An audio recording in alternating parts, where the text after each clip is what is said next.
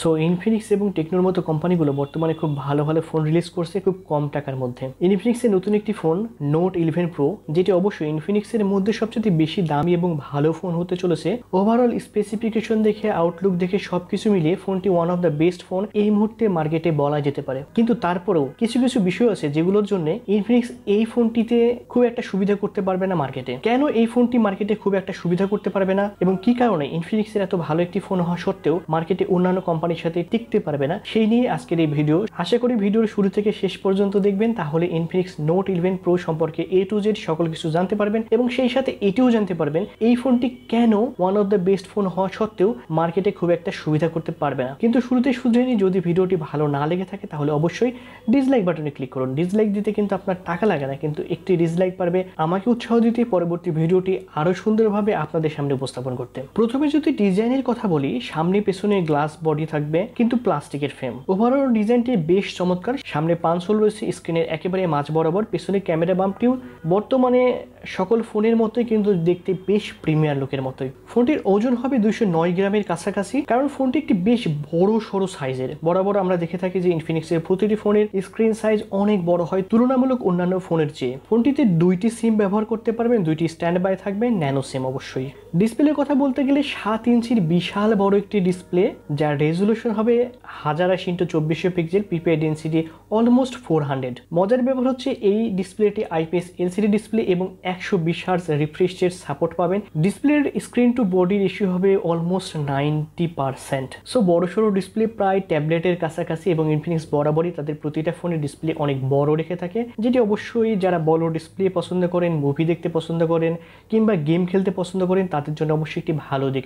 এবং ইনফিনিক্সের দাবি এটা একটি গেমিং ফোন, কারণ এই ফোনটিতে ব্যবহার করা হয়েছে MediaTek Dimensity G96 processor. G96 একটি নতুন প্রসেসর, যেটি অবশ্যই G95 এর চাইতে একটু ভালো, একটু ক্লক স্পিড বাড়িয়ে দিয়ে নতুন নামে একটি প্রসেসর লঞ্চ করেছে। এবং এই ফোনটির এই প্রসেসর যে খুবই ভালো এই বিষয়ে কোনো সন্দেহ নেই। এটি একটি 12 ন্যানোমিটার আর্কিটেকচারে তৈরি, যদিও এই প্রাইসের মধ্যে অন্যান্য কোম্পানি মিডিয়াটেক ডাইমেনসিটি 700 কিংবা 800 এর প্রসেসর দিয়ে থাকে। এবং অবশ্যই কিছু কিছু কোম্পানি, বিশেষ করে শাওমির মতো কোম্পানিগুলো এই প্রাইস রেঞ্জের মধ্যে স্ন্যাপড্রাগন 732 কিংবা 720G প্রসেসর দিচ্ছে। আমি অবশ্যই সবসময় সেম প্রাইস রেঞ্জের মধ্যে যদি মিডিয়াটেকের চাইতে স্ন্যাপড্রাগন পাওয়া যায় তবে সবসময় স্ন্যাপড্রাগনের পক্ষে, কারণ মিডিয়াটেকের অবশ্যই জেনে থাকবেন যে হিটিং ইস্যু থেকে যায়, সেটা ডাইমেনসিটি প্রসেসর হোক কিংবা জি সিরিজের প্রসেসর হোক, এদের হিটিং ইস্যুটা কিন্তু এখনো রয়ে গিয়েছে, এটি এখনো তারা সলভ করতে পারেনি। প্রাইসের কথা আসলে প্রাইস রেঞ্জের কথাটা জানিয়ে দিই। বাংলাদেশের মার্কেটে এই ফোনটি রিলিজ হবে 21,000 টাকার আশেপাশে। এখন দেখেন, আপনার এই টাকার মধ্যে রিয়েলমি 8 পাবেন, রিয়েলমি 8 5G পাবেন, এছাড়া শাওমির তরফ থেকে শাওমি নোট 10 পাবেন, নোট 10 লাইট পাবেন, এমনকি মোটরোলার তরফ থেকে মোটো G40 যে ফোনটি রয়েছে দুর্দান্ত একটি ফোন, আমি অলরেডি ভিডিও বানিয়েছি এই ফোনটি সম্পর্কে।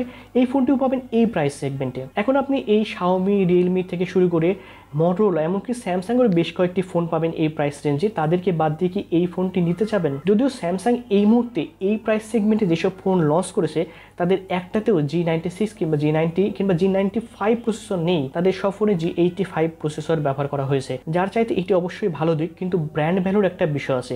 যদিও বর্তমানে স্যামসাং নিয়ে বেশ আলোড়ন সৃষ্টি হচ্ছে, তাদের বেশ কিছু ফোনের ড্যামেজ, বিশেষ করে তাদের যে অ্যামোলেড ডিসপ্লে রয়েছে প্রতিটা ফোনের, গত বছর যেগুলো লঞ্চ হয়েছিল M21, M31 এই ফোনগুলোর ডিসপ্লে নষ্ট হয়ে যাচ্ছে এবং তার বিনিময়ে কোনো প্রকার রিপ্লেসমেন্ট কিংবা কোনো প্রকার সার্ভিসিং স্যামসাং দিতে অস্বীকার করছে। এই নিয়ে পিসি বিল্ডার্স বাংলাদেশ একটি ভিডিও বানিয়েছে, তাদের ভিডিওটি দেখে আসতে পারেন। এবং আপনার ফোন যদি M21, M31 কিংবা স্যামসাং এর যে কোনো ফোন হয়ে থাকে এবং যে কোনো ফোনে যদি এই সমস্যাগুলো থেকে থাকে, ডিসপ্লে প্রবলেম পান, অবশ্যই ডেসক্রিপশনে পিসি বিল্ডার্স বাংলাদেশের একটি লিঙ্ক থাকবে, সেই লিঙ্কে গিয়ে আপনার অভিযোগটি জানিয়ে আসতে পারেন। তো কথা বলছিলাম ইনফিনিক্স নোট 11 প্রো সম্পর্কে। প্রসেসর নিয়ে অনেক কথা হলো, এবার আসি ক্যামেরা সেগমেন্টে। এই ফোনটিতে পেছনে রয়েছে 3টি ক্যামেরা, যার প্রাইমারি ক্যামেরা হবে 64 মেগাপিক্সেল, যেটি ইনফিনিক্স দাবি করছে অল্প আলোতে বা লো লাইটে নাইট ফটোগ্রাফির ক্ষেত্রে দুর্দান্ত কাজ দিবে। এখন ইনফিনিক্সের তরফ থেকে এমন ভালো মানের ফটোগ্রাফিক সেন্ট্রিক ফোন আমরা পাইনি, বর্তমানে তাদের প্রতিটা ফোনে এভারেজ ক্যাটাগরির ফোন ছবি দিয়ে থাকে। তবে দেখা যাক এই ফোনটিতে কেমন মানের ছবি দিয়ে থাকবে তারা।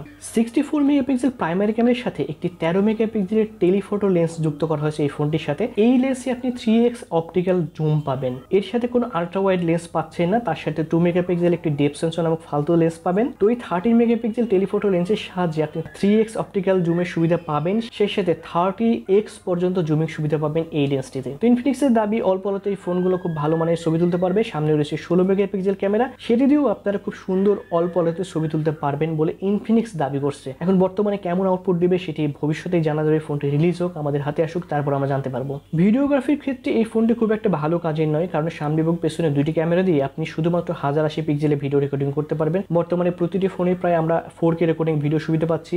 এর আগে বলেছিলাম Realme 8, 8 5G, এমনকি Redmi Note সিরিজের সব ফোনগুলোতে কিন্তু আপনি 4K রেকর্ডিং এর সুবিধা পাবেন। এমনকি Moto G40 যে ফোনটি সম্পর্কে আমি বারবার বলছি, সেই ফোনটিতে কিন্তু 4K রেজলিউশনের ভিডিও সুবিধা পাবেন। এই ফোনটিতে সেই সুবিধা নয়। মনে হচ্ছে যে শুধুমাত্র গেমিং এর জন্য এই ফোনটি বানিয়েছে, কিন্তু G96 প্রসেসর দিয়ে এত দাম দিয়ে ইনফিনিক্সের মতো ব্র্যান্ড থেকে কয়জন এই ফোনটি কিনবে সেই নিয়ে আমার বিশাল রকমের সন্দেহ রয়েছে। আপনি যদি মনে করেন যে এই ফোনটি আপনি কিনতে চান কিংবা আপনি কিনতে ইচ্ছুক, তাহলে কমেন্ট সেকশনে জানিয়ে দিতে পারেন। ব্যাটারি সেগমেন্টে ইনফিনিক্স বরাবর খুব ভালো রকম কাজ করে। এই ফোনটিতে রয়েছে 5000 মিলিঅ্যাম্পিয়ারের বিশাল একটি ব্যাটারি, সেই সাথে রয়েছে 33 ওয়াটের একটি চার্জার।